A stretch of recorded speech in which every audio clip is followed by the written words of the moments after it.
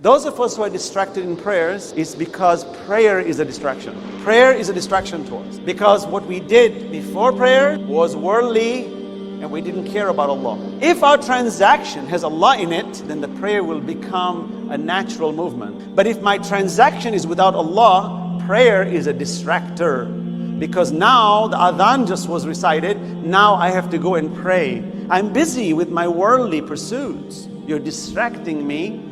But it's okay because God, you told me if I don't pray, you will punish me. So okay, I'll give a few minutes for you, okay God?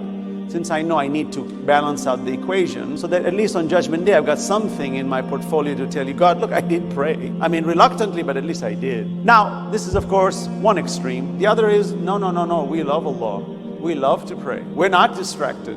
But I still cannot get that connection with God. How do I get that connection with God? Connection with Allah is not always possible. Bear in mind, there will be days you and I will have such a beautiful taste that that day is the most profound moving day. Then Allah takes it from us. There's a reason why Allah takes it. You ask the question, why does Allah not keep giving me that sweet taste? Because Allah keeps it because He loves His servants to struggle. He wants us to struggle. Because struggling with that sweat is called sweat equity. Allah loves it.